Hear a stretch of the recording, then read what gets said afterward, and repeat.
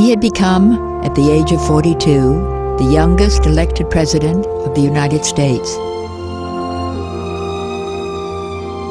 The torch, he said, had been passed to another generation, a generation committed to representing those who were unrepresented, the disenfranchised and the powerless.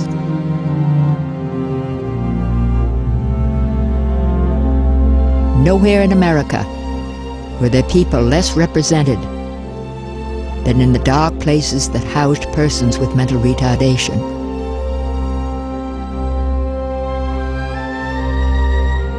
They had often found themselves condemned to institutions that did little more than warehouse them, where they frequently lived out their lives in isolation and despair. A child with retardation born to a family in America provided a burden which few could comprehend. Facing the painful choice between financial hardship and social isolation, or banishing a child to the back wards of an institution. Rid yourself, parents were told, of the terrible burden and the heartache. There was no real understanding of what the possibilities were to be productive or human and to have a future.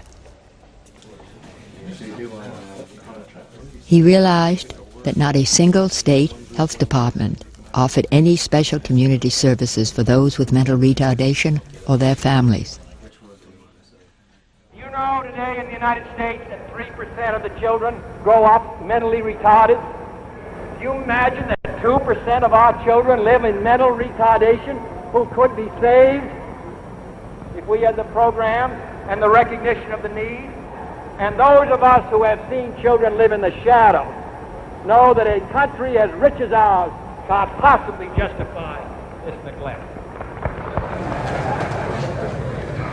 I have today announced my intention to appoint a panel of outstanding scientists, doctors and others, to prescribe a program of action in the field of mental retardation. This condition strikes those... In an unprecedented move, the president gathered around him a wide-ranging panel of experts, Nobel laureates in medicine, public officials, scientists and parents, to study and make recommendations for a full assault on the problems of mental retardation. Even he was shocked by their findings. Despite America's vast health establishment, there was no or little research in human development. Little on nutrition, on child disease, or birth defects. Little known about premature births or obstetrical difficulties. In the country's entire federal research establishment, there was not one obstetrician and only one pediatrician. The President now proposed to the Congress a national program designed to alleviate the problems of people with mental retardation and those with mental illness. With his urging, the bills passed the Congress with large majorities. Signing them into law was witnessed by those who fought the battle with him, including his sister, who had shared his cause from the beginning. Now things began to happen. Centers were built and funded for research in human development and the causes of mental retardation. He established the National Institute of Child Health and Human Development at the NIH, focusing on the health of mothers and babies. In universities and in community clinics, facilities were created to expand the diagnosis and treatment for persons with mental retardation. Social workers, teachers, and parents began to be trained on how to help individuals with mental retardation live new and productive lives. And community clinics staffed by professionals replaced the isolation that so many had long suffered in state institutions.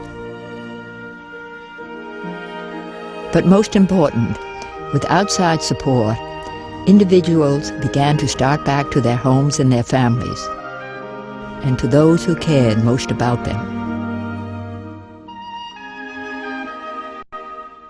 It was a major movement, from institutions to families.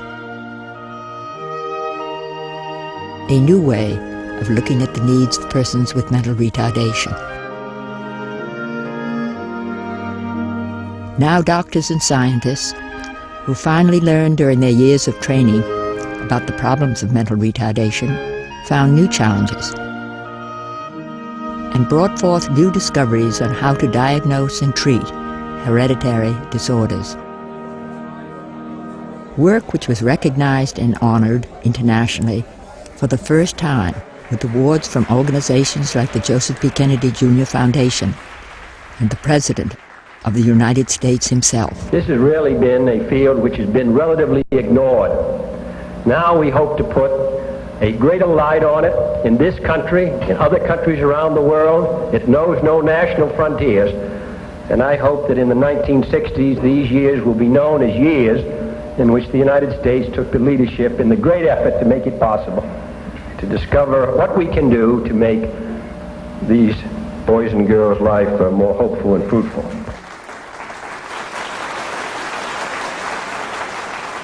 Nothing symbolized the meaning of the President's words more than his inviting to the White House two sisters, both suffering from a metabolic disorder. But the younger saved from mental retardation because of recent medical breakthroughs. The President went further, issuing an executive order encouraging all branches of the government to consider hiring persons with mental retardation. Hundreds who had been discriminated against now were no longer discouraged from entering the workforce, where they proved their ability to be productive and to serve, and to gain the respect of their fellow workers. It would be the first time that a human being with mental retardation was ever received by a head of state, liberating forever a public stigma. But more important, perhaps, it has given us a new understanding of love, dignity, and the gifts of persons with mental retardation. Because in their faces and in their eyes, they have assured us of what we already know, that they are a part of us, and that to open the possibilities of life to them is a common joy, shared by those who are liberated, as well as by those who have the gift to give and to witness it.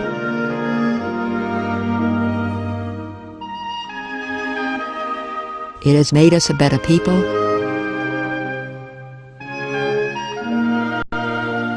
It has made us a better nation.